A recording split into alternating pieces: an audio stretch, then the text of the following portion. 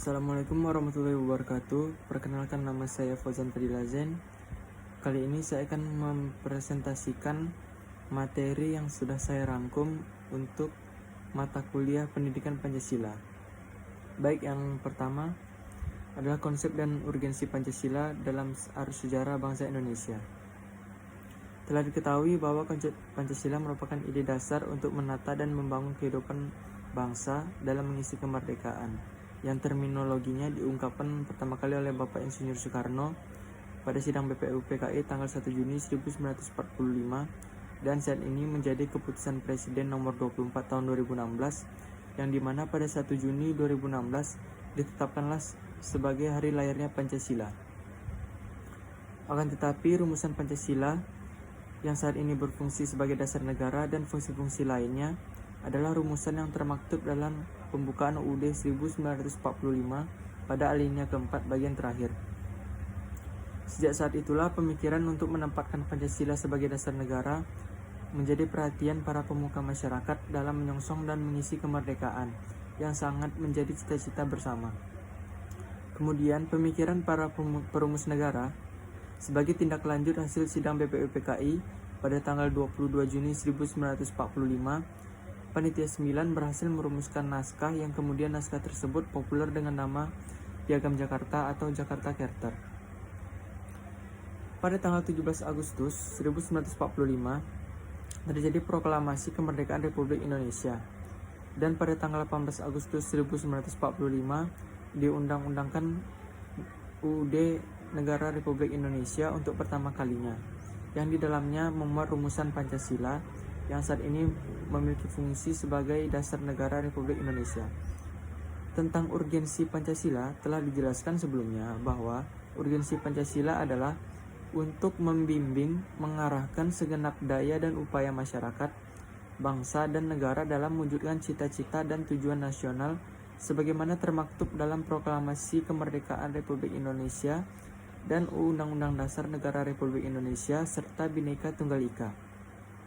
Alasan pentingnya Pancasila dalam sejarah bangsa Indonesia antara lain: yang pertama, Pancasila sebagai identitas bangsa; yang kedua, Pancasila sebagai kepribadian bangsa; yang ketiga, Pancasila sebagai perwujudan pandangan hidup bangsa; yang keempat, Pancasila sebagai jiwa bangsa; dan yang kelima, Pancasila sebagai nilai perjanjian luhur bangsa.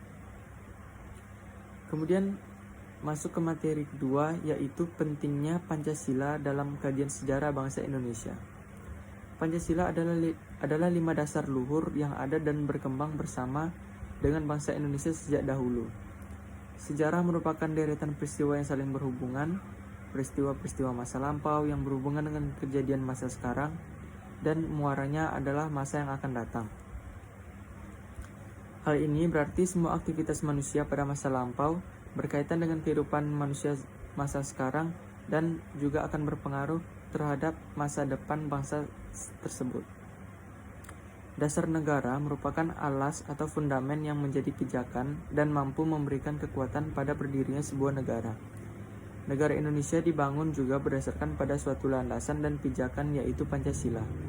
Pancasila dalam fungsi sebagai dasar negara merupakan sumber kaidah hukum yang mengatur negara Republik Indonesia, termasuk di dalamnya seluruh unsur-unsur, yakni pemerintah, wilayah, dan rakyat. Pancasila dalam kedudukannya merupakan dasar pijakan penyelenggaraan negara dan seluruh kehidupan negara Republik Indonesia. Pancasila sebagai dasar negara mempunyai arti yakni mengatur penyelenggaraan pemerintahan. Konsekuensinya adalah Pancasila merupakan sumber dari segala sumber hukum. Hal ini menempatkan Pancasila sebagai dasar negara, yang berarti melaksanakan nilai-nilai Pancasila dalam semua peraturan perundang-undangan yang berlaku. Oleh karena itu, sudah seharusnya semua peraturan perundang-undangan yang ada di negara Republik Indonesia yaitu bersumber pada Pancasila. Pada abad ke-20, di punggung politik internasional terjadilah pergolakan kebangkitan dunia timur dengan suatu kesadaran akan kekuatan sendiri. Partai Kongres di India dengan tokoh Tilak dan Gandhi, adapun di Indonesia bergolaklah kebangkitan akan kesadaran berbangsa, yaitu Kebangkitan Nasional tahun 1908 yang dipelopori oleh Dr. Wahidin Sudirohusodo dengan Budi Utomonya. Gerakan inilah yang merupakan awal gerakan nasional untuk mewujudkan suatu bangsa yang memiliki kehormatan dan kemerdekaan serta kekuasaannya tersendiri. Budi Utomo didirikan pada 20 Mei 1908 yang merupakan organisasi pergerakan nasional, sehingga muncullah kemudian organisasi-organisasi pergerakan nasional lainnya. Organisasi-organisasi tersebut yaitu antara lain yang pertama ada Sarekat Dagang Islam atau SDI pada tahun 1909 yang kemudian dengan cepat mengubah bentuknya menjadi gerakan politik dengan mengganti namanya menjadi Sarekat Islam atau SI pada tahun 1911 di bawah HOS Cokro-Minoto. Berikutnya muncul Indische Partij tahun 1913 yang dipimpin oleh 3 serangkai, yaitu yang pertama Douwe Dekker, yang kedua Dr. Cipto Mangunkusumo, yang ketiga adalah Suwardi Suryaningrat atau biasa dikenal dengan Ki Hajar Dewantara. Namun partai ini tidak menunjukkan keradikalannya sehingga dapat berumur panjang karena pemimpinnya dibuang di luar negeri pada tahun 1913. Dalam situasi yang menggoncangkan itu, muncullah Partai Nasional Indonesia atau PNI tahun 1927 yang dipelopori oleh Insinyur Soekarno, Cipto Mangunkusumo, Sartono, dan tokoh-tokoh lainnya. Perjuangan nasional Indonesia dititik beratkan pada kesatuan nasional dengan tujuan Indonesia merdeka. Tujuan itu kemudian diikuti dengan tampilnya golongan pemuda yang tokoh-tokohnya antara lain sebagai berikut. Yang pertama Muhammad Yamin, Wongsonegoro, Kuncoro Purbo Pranoto, serta tokoh-tokoh muda lainnya. Perjuangan rintisan kesatuan nasional kemudian diikuti dengan Sumpah Pemuda pada tanggal 28 Oktober 1928, Satu Bahasa, Satu Bangsa, dan Satu Tanah Air Indonesia. Lagu Indonesia Raya pada saat ini pertama kali dikumandangkan dan sekaligus sebagai kebangkitan kesadaran berbangsa. Kemudian PNI oleh para pengikutnya dibubarkan dan diganti bentuknya dengan Partai Indonesia dengan singkatan Partindo yang dibentuk tahun 1931. Kemudian golongan demokrasi antara lain yang pertama Muhammad Hatta dan Syahrir mendirikan PNI baru, yaitu Pendidikan Nasional Indonesia tahun 1933 dengan semboyan kemerdekaan Indonesia harus dicapai dengan kekuatan sendiri. Pada tanggal 29 Mei 1945 dibentuk badan yang bertugas untuk menyelidiki usaha-usaha persiapan kemerdekaan Indonesia, yaitu Badan Penyelidik Usaha Kemerdekaan Republik Indonesia atau disingkat dengan BPUPKI atau istilahnya yaitu Dokuritsu Zunbi Asakai. Pada hari itu juga diumumkan nama-nama ketua, wakil ketua, serta para anggotanya sebagai berikut. Yang pertama, ketua yaitu Dr. Rajiman Widyodiningrat, ketua mudanya Iti Bangase, kemudian ketua muda lainnya yaitu RP Suroso yang merangkap juga sebagai kepala. Sidang BPUPKI pertama dilakukan untuk menentukan dasar negara Republik Indonesia. Sidang berlangsung 4 hari berturut-turut yang tampil berpidato yang menyampaikan usulannya adalah sebagai berikut.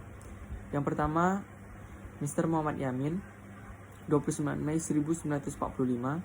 Dalam pidatonya pada tanggal 29 Mei 1945, Muhammad Yamin mengusulkan calon rumusan dasar negara sebagai berikut.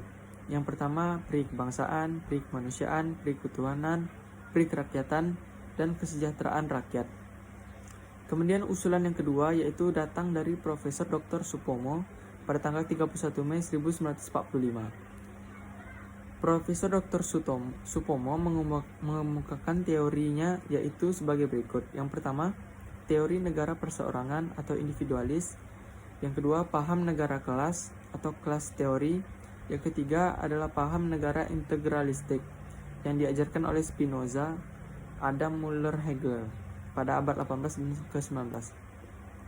Selanjutnya dalam kaitannya dengan filsafat negara Indonesia, Supomo mengusulkan hal-hal mengenai kesatuan, kekeluargaan, keseimbangan lahir dan batin, musyawarah, dan keadilan rakyat. Yang ketiga adalah usulan pendapat dari Insinyur Soekarno pada tanggal 1 Juni 1945. Usulan dasar negara dalam sidang BPUPKI yang pertama yang ini merupakan dari pidato Insinyur Soekarno yang disampaikan lisan tanpa teks. Beliau mengusulkan dasar negara terdiri atas 5 prinsip yang rumusannya adalah sebagai berikut. Yang pertama, nasionalisme. Yang kedua, internasionalisme. Yang ketiga, mufakat. Yang keempat, kesejahteraan sosial. Dan yang terakhir, ketuhanan yang Maha Esa. Sekarang banyaknya prinsip kebangsaan, internasionalisme, mufakat, kesejahteraan, dan ketuhanan, dan 5 bilangannya.